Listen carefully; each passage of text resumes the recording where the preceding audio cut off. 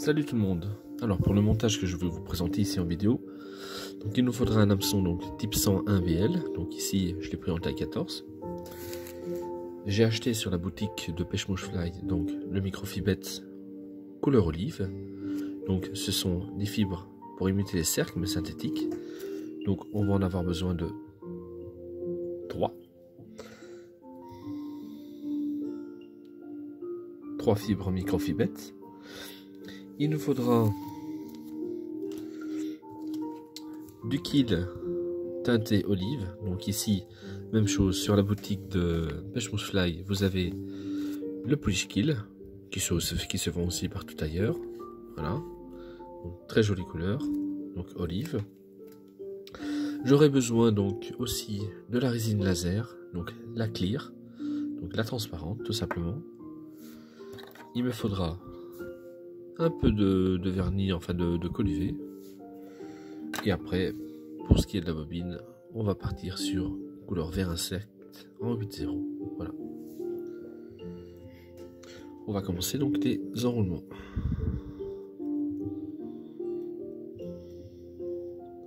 Donc, je vais rapidement juste avant la courbure. Alors quand on place des cercles, on ne va jamais tout de suite à la courbure, hein. On s'arrête toujours un peu avant, sinon vous allez avoir vos cercles qui vont être plongeants. Donc on s'arrête un peu avant. Je prends la mesure pour le placement des cercles. On va bien vérifier qu'on est au-dessus, on va faire un petit ajustement. Voilà, comme cela. Je vais le rebloquer.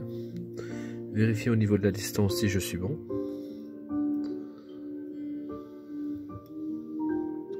Voilà, donc ils ne sont pas trop courts, pas trop longs. On est parti. Donc on vérifie bien que les fibres qui sont devant vous ne tournent pas pendant que l'on fait les enroulements pour bloquer. Et on coupe l'excédent. Alors c'est important de faire un minimum d'enroulement, parce que comme on va placer donc le kill de pan teinté de chez Polish Kill, il va falloir avoir un corps assez fin. Donc ici là je suis passé en dessous et je vais repasser au dessus de façon à écarter mes cercles. Voilà, je vais rester en attente ici. Je vais prélever donc dans le sachet un kill ébarvé. Alors surtout pensez à bien humidifier. Voilà, un petit coup de salive dessus. Alors ça évitera quoi? Ça évitera tout simplement que votre kill ne casse. Et on va couper voilà, cette partie-ci.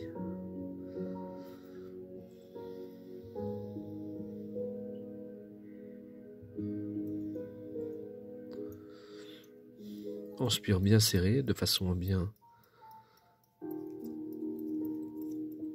créer un corps conique. Alors ça c'est vraiment très important. Voilà, notez bien que je ne vais plus vers l'arrière, hein. Je m'arrête presque quasiment aux 2 tiers maintenant, hein. Voilà. Et alors là je vais me mettre en position en avant. Je vais prendre donc ma petite aiguille.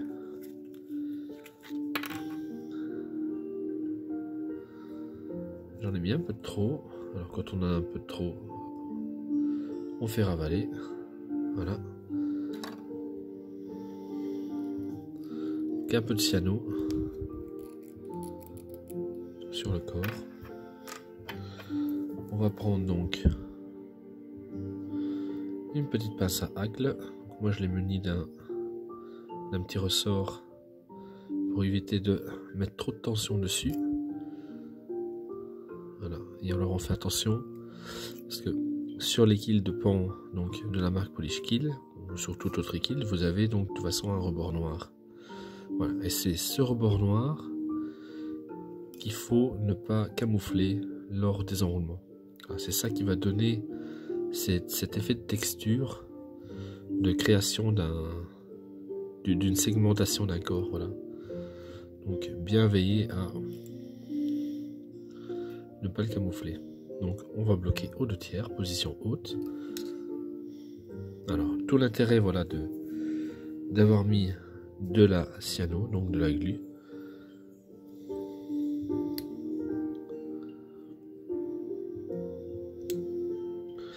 Voilà, donc j'ai fait un blocage. Et voici, on va prendre tout de suite un peu de...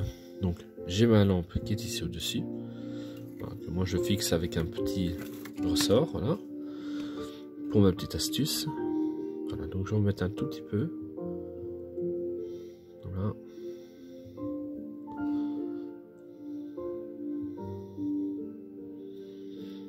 Je vais reprendre mon aiguille pour bien étaler. Voilà, pour en mettre un petit peu partout. Alors surtout, évitez d'en mettre sur l'avant. Hein. Ça c'est vraiment très important. N'en mettez pas sur l'avant. Hein.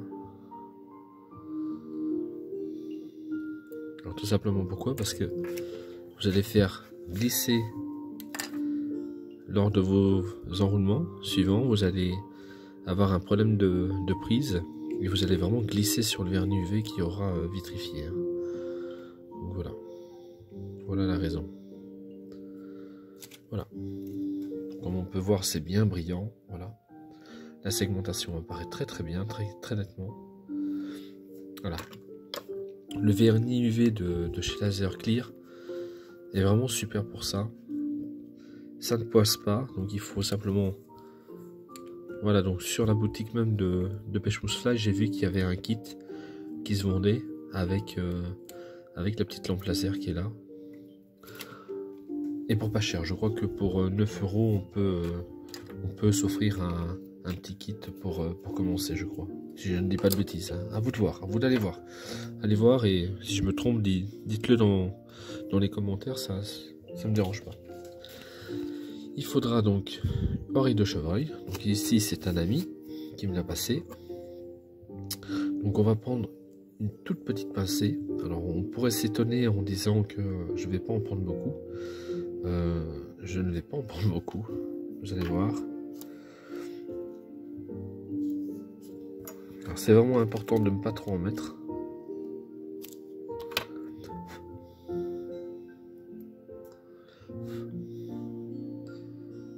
Voilà, je vais prendre juste cette petite pincée là. J'ai moins d'1 centimètre. Et voici la finesse. Hein. Donc j'ai pas pris une grosse pincée. Hein. J'ai vraiment pris une fine rangée. Hein. Donc je vais fendre ma seule montage. Voilà. On va placer donc ceci dedans. Voilà. Je vais répartir sur 2 cm.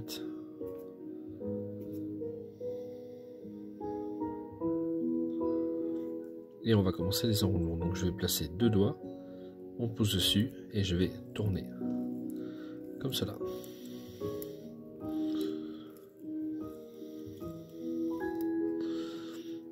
Voilà, je vais faire tourner mon porte-bobine en dessous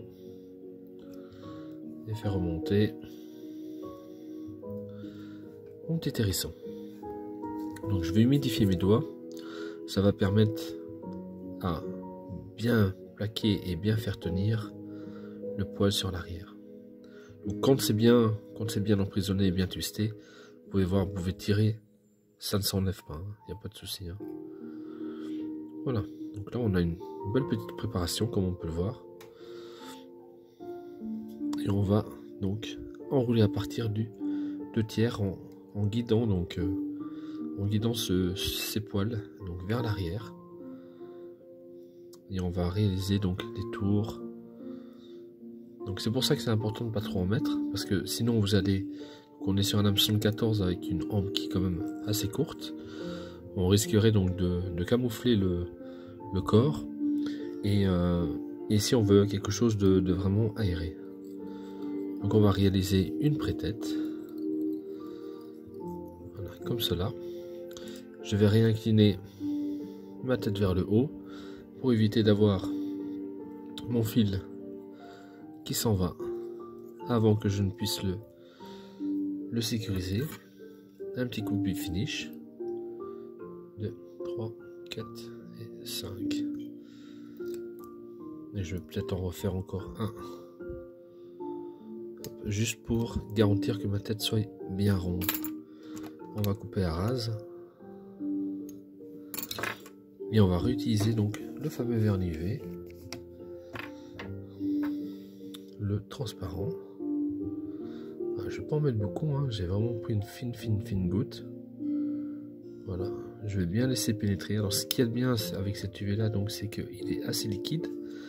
Il n'y a pas besoin d'en mettre beaucoup. Il pénètre bien dans les fibres, donc dans la salle de montage, pardon. Donc je vais reprendre, je vais vitrifier. Voilà. Hop. Si on veut, on peut prendre une aiguille pour voir si... Voilà, c'est bien dégagé, donc pas de souci. Veillez à le faire maintenant, hein, ça sera mieux que de le faire au bord de l'eau. Et là, on va finir le montage, on n'a plus qu'à mettre en valeur ce corps, voilà, qui apparaît. Alors là, deux possibilités. Donc, soit de vous laisser donc ce montage tel quel. Moi, j'aime bien avoir une flottaison assez basse. Donc, ce que vous allez faire, c'est au niveau de la hampe, au niveau du bas de la courbure, tous les poils qui sont à ce niveau-là, vous allez les attraper, pincer avec votre ongle et les arracher. Ça va vous créer une flottaison un peu plus basse.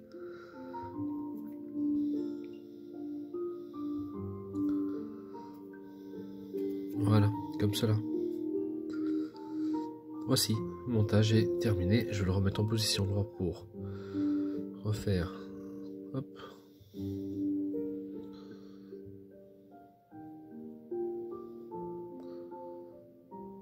Voilà, on va faire un petit zoom là-dessus.